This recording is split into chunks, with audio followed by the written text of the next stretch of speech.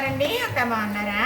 నేను కూడా బాగున్నానండి. ఈరోజు వండబోయే కూర ఏంటో చేత్తు చూపిస్తానులేండి. చక్కగా ఉల్లిపాయ సన్నగా కట్ చేసుకున్నానండి. రెండు ఉల్లిపాయలు మీడియం సైజులండి. అలాగే 2 పెద్ద పచ్చిమిరపకాయలు అవి కూడా కట్ చేసేసానండి. తగినంత పసుపు వేసానండి. చక్కగా వేగుతున్నాయి కదా, ఒక 2 కరివేపాకు రెమ్మలు కూడా తీసేసి వేసేస్తున్నానండి ఇందులో. ఇప్పుడు ఇలాగా వేగుతున్నాయి కదా, ఇలా వేగుతున్నాయి కదా చక్కగా ఇందులో ఏమేస్తున్నానంటే ఇప్పుడు 4 రకాలు పడ్డాయండి. ఉల్లిపాయ, పచ్చిమిర్చిని, అలానే కరివేపాకు 3 రకాలు పడ్డాయండి. పసుపు 4. ఇదిగోనండి నూరుకున్న మసాలా ముద్ద. ఇందులో ఏం వేసాను అనుకుంటున్నారా? ఈ మసాలా ముద్ద చేయటం కూడా వీడియోలు పెట్టేళ్ళండి. అవసరం అనుకుంటే చూడండి, లేకపోతే లేదు. ఏం వేసాను అనుకుంటున్నారు కదా, ధనియాలు, జీలకర్ర, ఎల్లుల్లిపాయలు, అల్లమనండి. చక్కగా మిక్సీ పట్టానండి. నూరుకున్నట్టుగా ఉంటుందని ఇలా చేసుకోవటం నాకు అలవాటు. అదే మీకు కూడా చెబుతూ ఉంటానండి, చేసుకుంటారు కదా అని.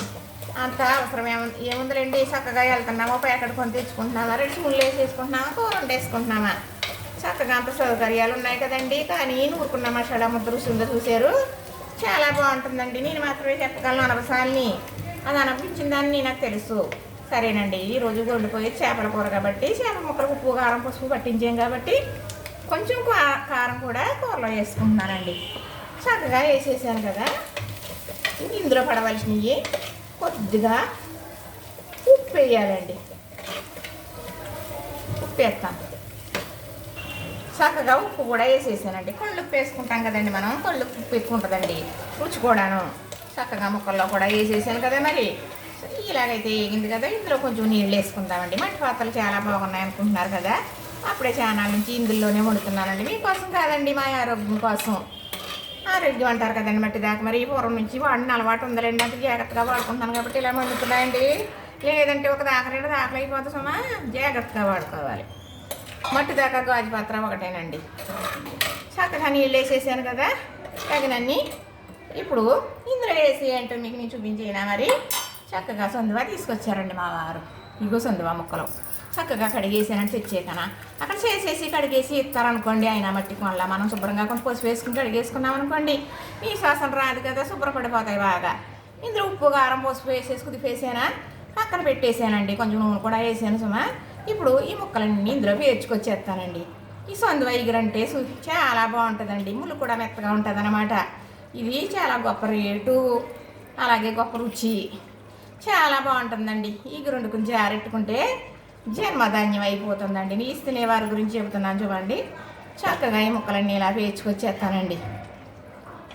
ఇలా వేసేసిన తర్వాత ఇలా కదపడమే కానీ కుదపడమే కానీ గట్టి పెట్టకూడదు. గట్టి పెడితే నలిగిపోతాయండి ముక్కలు.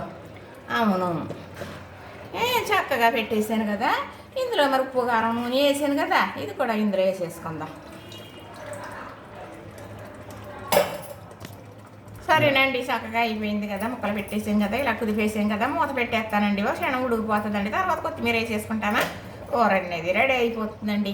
చూస్తుంటే ఇంత బాగుంది అనుకుంటున్నారా? ఈ చేప అలాగే ఉంటుందండి, రుచి కూడా అంతకన్నా బాగుంటుందండి. మూత పెట్టేసాను అనుకోండి, ఒక 5 నిమిషాల్లో ఉడికిపోతుందండి. చేపల కూర ఎక్కువసేపు ఉడకదులండి, తొందరగా ఉడికిపోతుంది. సరే, మళ్ళీ చూపిస్తాను మీకు. ఉడికేటప్పుడు కొంచెం కొత్తిమీర వేసేస్తున్నానండి, మంచి వాసన వస్తుంది కదా. మరి తర్వాత కూడా కొంచెం వేసుకుందాం. ఈ కూరలో కొత్తిమీర దట్టంగా పడింది అనుకోండి, చాలా గొప్పగా ఉంటుందండి. మరి అయిపోయిందండి సొందువా ఇగురు. చూసారా, నచ్చిందా? ఇంతేనండి. ఏదన్నా చేస్తే దగ్గర సొత్తే దూరం అండి. ఇంతకన్నా నేను ఇంకేం చెప్పను. మరి అంటే చేపల్లో చాలా రకాలు ఉంటాయి. సొందువా అంటే ఒకటే ముళ్ళు ఉంటుంది. పిల్లలు కూడా చక్కగా తినొచ్చు, పెద్దవాళ్ళు కూడా తినొచ్చు. రుచిలో అయితే చాలా అమోహం అండి, చాలా బాగుంటుంది.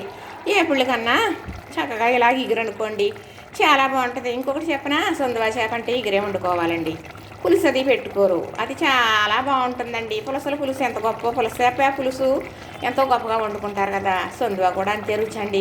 ఇది ఇగురైంది, అది పులుసు అయింది, అంతే. చూసారు కదా, నచ్చింది కదా. చేపలు తింటే ఆరోగ్యం అండి.